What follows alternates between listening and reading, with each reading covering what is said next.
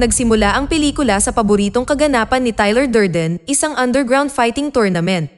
Si Frankie, na bumisita lang, ay nakatingin sa lokal na kampyon na pinabagsak ang kanyang kalaban. Habang tinatawag ng organizer kung sino pa ang handang labanan ng kampyon, isang lalaking naka-hoodie ang pumasok sa ring at nagsimulang maghubad. Nang makita siya ng kampyon, tumanggi siyang lumaban at lumabas sa ring.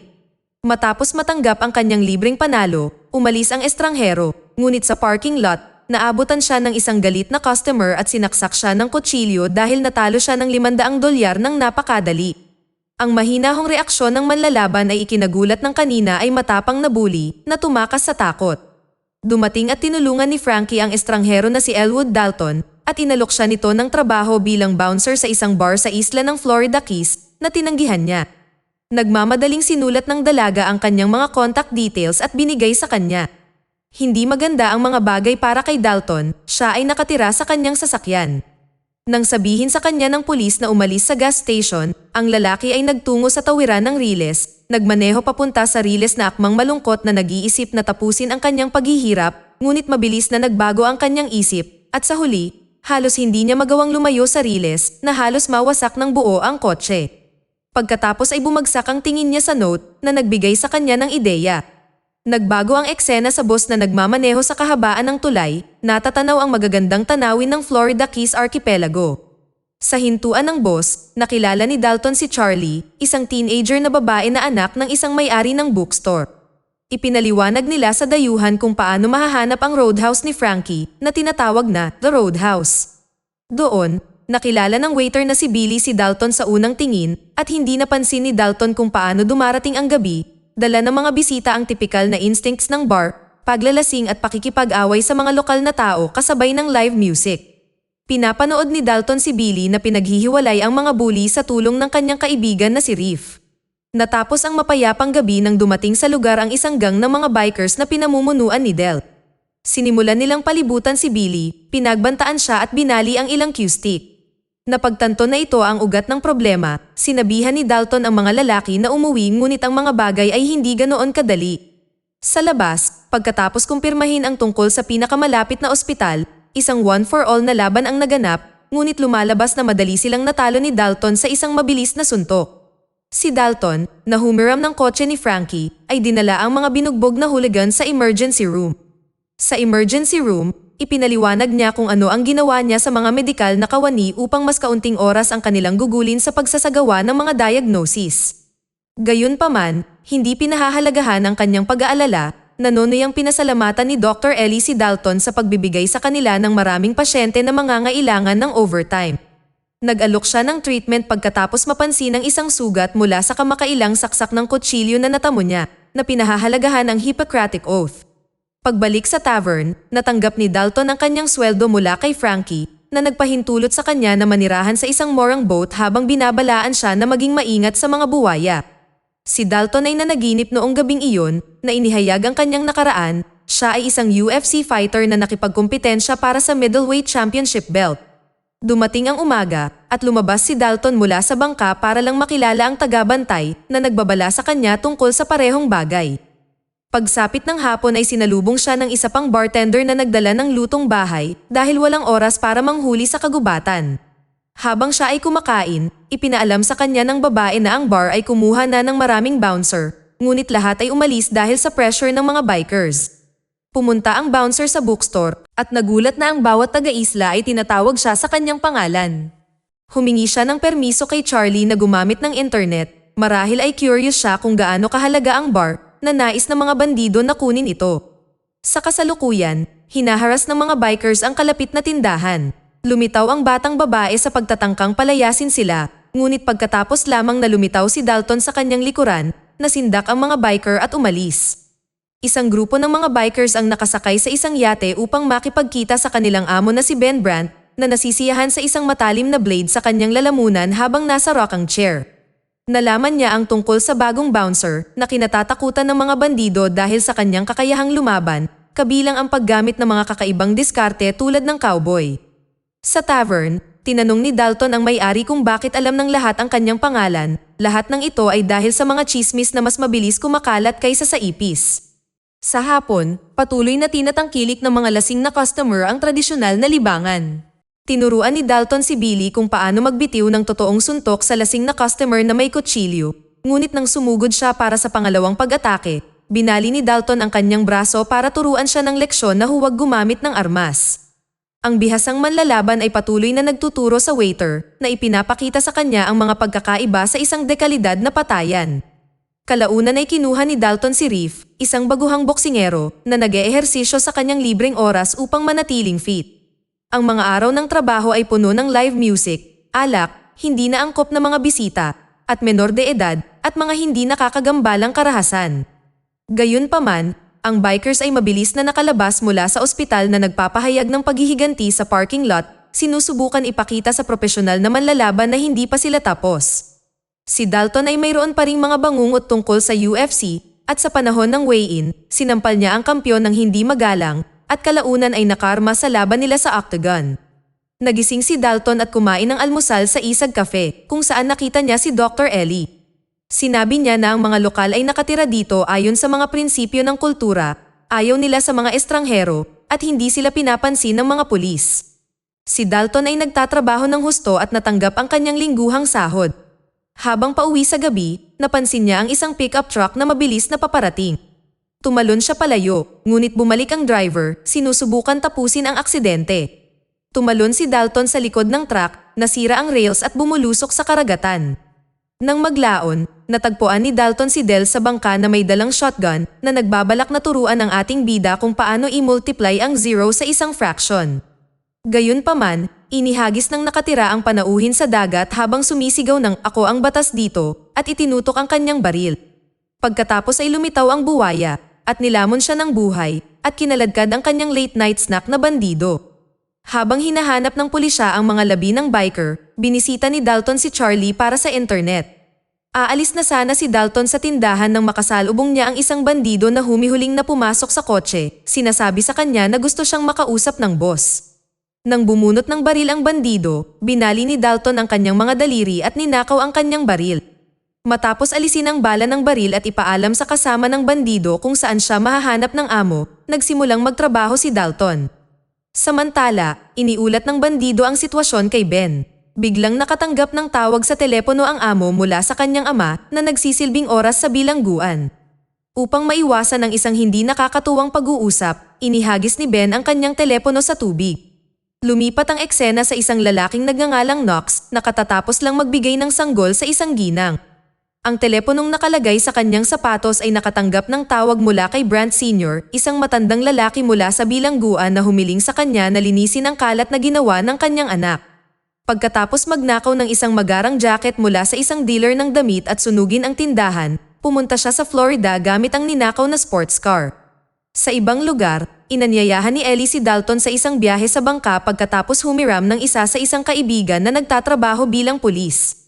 Pagkatapos maglayag sa dagat, hininto niya ang bangka at sumisid sa tubig, kumuha ng mga upuan at payong. May mabatong lugar pala sa gitna ng dagat kung saan pwede kang maglakad. Tinanong ng babae ang lalaki tungkol sa kanyang nakaraan, ngunit ayaw niyang sagutin. Habang sila ay nagpapahinga, binisita ni Knox ang bahay ni Ben. Bilang karagdagan sa mensahe ng kanyang ama, nagdala siya ng dinamito upang harapin ang kainan sa gilid ng kalsada at tapusin ang nakakainis na bouncer. Matapos ihatid si Dalton, napansin ni Ellie kung paano siya inimbitahan ng pulisya na sagutin ang mga tanong tungkol sa pagpapakain ng alligator sa gabi. Gayunpaman, dinadala siya mula sa roadside patungo sa istasyon at pagkatapos ay sa isa pang pier kung saan naghihintay ang sheriff. Inaanyayahan ng pulis si Dalton na umalis sa isla para sa kanyang kapakanan. Nang tumanggi siya, kinaladkad siya palabas habang tinutukan ng baril at binugbog hanggang sa dumating si Ellie at sinampal ang sheriff. Matapos kunin si Dalton, inamin niya na ang sheriff ay ang kanyang ama, nagtrabaho siya para sa Brant Sr. na nagtayo ng modernong infrastruktura sa Keys. Ipinagpatuloy ni Ben ang gawain ng kanyang ama na magtayo ng isang piling hotel, dapat niyang bilhin ang lokasyon ni Frankie na hindi niya ibebenta dahil sa bar. Ngunit, dahil naging seryoso na ang mga bagay, pinayuhan ni Ellie si Dalton na umalis bago pa may masaktan.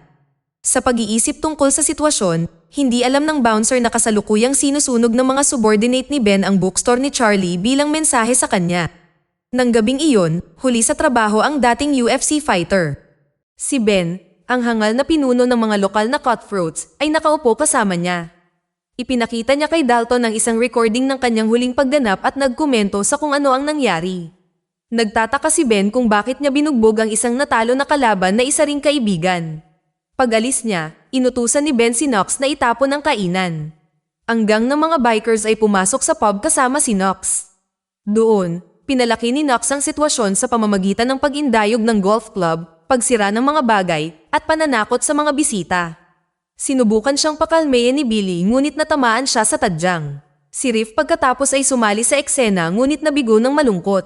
Kahit na pinagtulungan ng mga lalaki si Knox, sapat na ang kanyang lakas upang lumaban. Hindi nagtagal, ang laban sa bar ay nauwi sa tunay na laban. Si Dalton ay nagmamasid sa kung ano ang nangyayari ng walang pakialam, ngunit nang si Knox, na nakamit ang nais na antas ng kaguluhan, ay hinamon siya na lumaban, kung saan siya ay napilitang tumugon.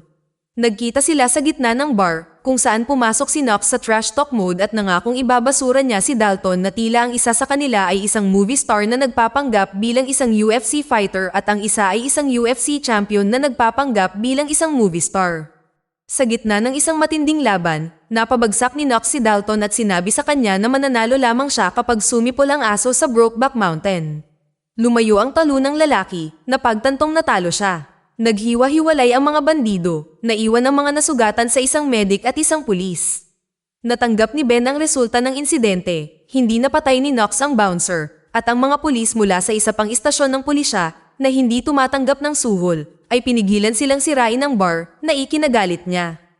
Inayos ni Dalton ang kanyang mga gamit para umalis, na pagtanto ang panganib na maaaring magresulta sa pagkamatay ng ibang mga inosenteng tao. Si Frankie, na hinihimok siyang manatili, ay inakusahan siyang duwag na inamin niya. Pumunta siya sa hintuan ng boss at nakakita ng nasunog na tindahan. Sinabi ng mga bumbero na dinala ang batang babae at ang kanyang ama sa ospital. Pumunta si Dalton sa bahay ni Brandt at hinanap ang Alapores na responsable sa sunog. Inamin ni Dalton na balak niyang umalis, ngunit nagbago ang isip niya dahil kay Charlie.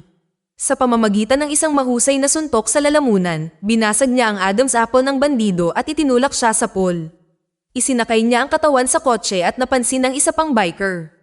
Inanunsyo niya na aalis na siya sa isla at bilang pasasalamat sa kanyang buhay, sinabi niya kay Dalton ang lahat ng nalalaman niya tungkol sa mga gawain ng kanyang boss. Nang gabing iyon, paulit-ulit siyang binabangungot. Natalo siya sa title fight, ngunit sa huling minuto, ang kanyang galit ay sumabog. Si Dalton ay sumugod, hindi lamang pinabagsak kundi pinatay din ang kanyang kalaban bago siya hinila ng referee palayo. Matapos kunin ang isang bangkay mula sa freezer sa madaling araw, pumunta si Dalton sa lugar ng meeting place ng mga tiwaling pulis at mga nagbebenta ng droga. Matapos pabagsakin ng representante ng sheriff, kinuha niya ang bag na naglalaman ng pera at binaril ang bangkay ng dealer gamit ang isang baril ng pulis. Pagkatapos ay hinampas ni Dalton ang nagising na pulis sa ulo gamit ang isang stick, umaasa na magdudulot ito ng panandaliang amnesia sa pamamagitan ng isang concussion. Sa isang hindi kilalang tawag, iniulat niya ang bangkay sa beach at isang kahina-hinalang opisyal bago bumalik sa bangka upang ayusin ang bomba. Ang sheriff ay bumisita sa kanya at ipinaalam sa kanya na sinabi sa kanya ng opisyal ang lahat, ngunit may isa pang problema, kinidnap ni Ben si Ellie. Humingi ng tulong ang sheriff at pumayag si Dalton na ibalik ang perang kinuha niya. Sumakay siya sa bangka ng isang pulis na kaibigan ni Ellie at tumungo sa yate ni Ben. Pagsakay, natuklasan nila na hindi niya dala ang pera kaya sinuntok siya ng gwardya sa mukha, ngunit hindi kumibo si Dalton. Nandoon din ang sheriff. Tumingin-tingin si Dalton at nagtanong kung nasaan si Ellie, ngunit ang mga bandido ay nagpupumilit na ibigay sa kanila ang pera sa umaga. Lumaki ang sitwasyon, bumunot ang mga bandido ng baril habang papalapit na si Knox. Nalaman niya ang tungkol sa pagnanakaw ng mga pampasabog.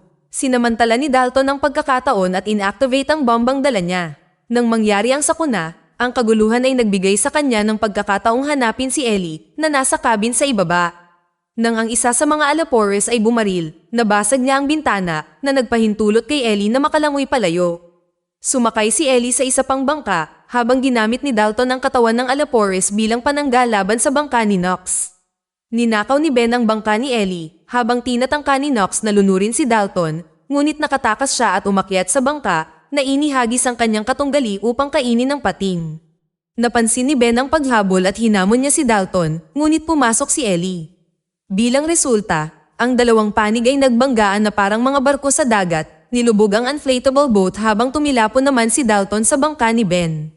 Inatake niya si Ben doon, ngunit ang barko ay dumiretso sa baybayin na bumangga ang bangka sa roadhouse. Nagtagumpay sina Ellie at Dalton na tumalon habang si Ben ay tumilapon sa bubong. Si Knox, nang makatanggap ng tulong sa tulay, ay dumiretso rin sa roadhouse. Sa baybayin, hinahanap ng bouncer ang kriminal na inatake siya sa likod gamit ang isang crossbow ngunit nag-miss. Nais ni Dalton na durugin si Ben, malinaw na ipinapakita ang prinsipyo ng karma, ngunit bumangga si Knox sa pader sa isang pickup truck. Lumabas si Knox sa pinto at ang mga manlalaban ay nagharap sa ikalawang round ng isang mixed style na labanan. Sa paniniwalang hindi madaling magtagumpay, tinanggal ni Dalton ang kanyang kamiseta. Sa panahon ng madugong kaganapan, pinunit ng mga fighter ang lambat at bumagsak sa mga tambol, kung saan mahusay na hinampas ni Knox ang mukha ni Dalton sa instrumento. Si Dalton, na sugatang lalaki, ay naging tuso nang malaman niyang natatalo siya sa laban. Sinakal niya ang kalaban dahil ito lang ang kanyang kahinaan. Gayunpaman, nagawa ni Knox na saksakin siya ng isang matalas na kahoy sa tagiliran. Pumasok si Ben at hiniling na patayin ni Knox ang nakakainis na bouncer na ginawa ni Knox sa pamamagitan ng pagbali sa leeg ni Ben. Nang makabangon, ginamit ni Dalton ang matalas na kahoy kay Knox at gamit ang isa pang piraso ng kahoy at sinaksak si Knox ng maraming beses. Si Knox, na naniniwalang siya ay isang vampira, ay namatay dahil sa labis na dosis ng kahoy sa kanyang katawan. Pagkatapos ay lumitaw sina Ellie at ang sheriff. Ang sheriff ay nagsabi kay Dalton na dapat siyang umalis habang walang mga saksi. Pagkatapos mag-iwan ng bag na naglalaman ng ninakaw na pera sa may-ari ng bookstore, naghihintay si Dalton ng boss habang ni-renovate ni Frankie at ng kanyang crew ang bar. Tinanong ni Charlie ang lalaki kung gusto niyang manatili sa kanilang isla, ngunit sumakay siya palayo sa paglubog ng araw. Dito na nagtatapos ang kwento. Sana ay nagustuhan nyo. Mag-subscribe na kung hindi ka pa nakasubscribe. Pindutin na rin ang notification bell at like button upang matulungan ang channel, and leave a comment down below. And as always, thank you for watching.